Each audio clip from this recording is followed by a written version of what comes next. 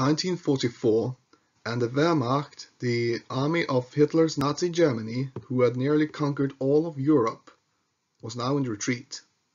With the Allies in the west and the Russians in the east, were approaching Germany from both east and west. But in Slovakia, the war hadn't come yet, until a fateful day on the 29th of August 1944, on a radio broadcast made by the Minister of Defense Ferdinand Katlos, announced on 1900 hours German forces occupied Slovakia in preparation for a Soviet invasion. And just 1 hour later, on 2000 hours, General Jan Golian of the Slovak army sent a coded message to his forces under his command, which stated, "Start the uprising." To understand what's going on, we need to go back a few years. 1938, and Edvard Benes was the former president of Czechoslovakia, but he has been forced to resign due to the intervention of the great powers of Europe to give the Sudetenland to Germany in the Munich Agreement. And Benes, after the Munich Agreement, fled the country and went into exile in Britain, for he knew what was going to happen.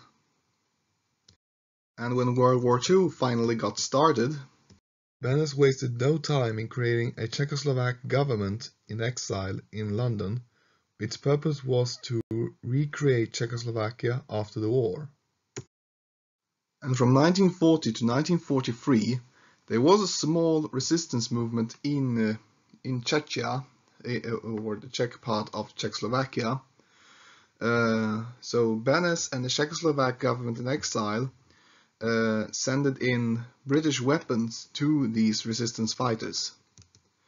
And they were quite effective. They managed to assassinate Reinhard Heinrich, the Reich protector of Bohemia and Moravia, or all of Czechia in general. He was assassinated in 1942 by Czech SOE agents. Back in Slovakia, many Slovaks was quite unhappy with the German occupation of the country, who were preparing for to meet the Soviet invasion. And many Slovaks took to resistance movement and began to attack German soldiers. It was also hard for the Slovak civilians to deny that the Germany was clearly losing the war, and began to protest against Tiso's government. Back on the Eastern Front, the Soviet Union launched Operation Bagration, and that was that the Red Army managed to kick out the German army entirely from the Soviet Union and reaching the borders of Germany and occupied Poland and Slovakia. They have advanced over 600 kilometers within 2 months. Even though the Soviets had stopped their advance, it sparked a sign of hope that liberation was near. So in occupied Poland, in Warsaw, the capital, the Polish Home Army, the Polish Resistance, launched an uprising, and it was to be called in history as the Warsaw Uprising. In all, it was just a defeat for the Polish Home Army, and that resulted that a lot of the city was destroyed by the SS, and most of the city was flattened, and its inhabitants was sent to concentration camps. So back in Slovakia, on the 29th of August 1944, Jan Golian, as I mentioned in the beginning of the video, sent the order of starting the uprising. So the Slovak army, along with ordinary civilians, took up arms against the German occupiers. Thus were the beginning of the Slovak National Uprising, where the Slovak resistance and the Slovak army took over a third of Slovakia, and they pledged their allegiance to former Czechoslovakia, and the Red Army was approaching its borders from the east. But everything starts to fall apart due to lack of communication. Because Stalin was positioning himself for the Cold War that was to come. Because when the uprisings in Warsaw and Slovakia started, the Western Allies urged him to supply the rebels, but he didn't do it.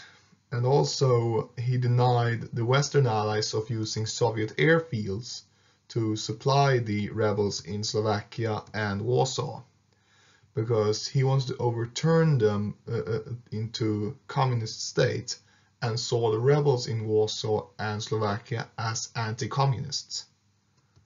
The Slovak rebels, who were now loyal to Czechoslovakia, who were in exile in Britain, failed to make contact with the Red Army who was coming from the east, partially because Stalin halted them and because of very heavy German resistance from the regular German army, the Wehrmacht. Plus, the rebels themselves was now isolated by SS soldiers and the Hilka Guard, who was still loyal to the Tiso's regime. So the Slovak fighters were now isolated and surrounded. So in all, the Nazis crushed the Slovak uprising, and as a result, over 12,000 was killed in action or murdered in reprisals. The Nazis also burnt down over 93 villages, and the leaders for the uprising, General Jan Golian and the other general, Rudolf Weist, were both interrogated and shot. The Red Army eventually invaded Slovakia and occupied it, and Tiso fled to Germany. Tiso will hide in Germany to the end of the war. He hid in Bavaria, where he was captured by the Americans and put under arrest. He was then extradited back to Czechoslovakia, where he was put on trial after the war. The judges found him guilty for state treason and collaboration, and thereby sentenced him to death, and he was hanged on 18th of April 1947. So, the peace treaty. There are no exact peace treaty with Slovakia, because the Allies was now determined to reverse everything Germany has done. So Czechoslovakia was re-established as an independent nation. The only thing that they fixed was that the Carpatho-Ukrainians who lived in the far east of Czechoslovakia was now given to the Ukrainian Soviet Republic of the Soviet Union. And to minimize the risk of ethnic diversity within Czechoslovakia.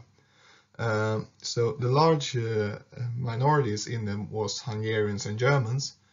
So they forcefully moved Hungarians to modern-day Hungary and the Germans to modern-day Germany. Czechoslovakia will remain under Soviet influence throughout the Cold War, until the fall of communism and the dissolution of the Soviet Union. Czechoslovakia was peacefully split up into the Czech Republic and the Second Slovak Republic. Well, thank you for watching. Coming up, Romania.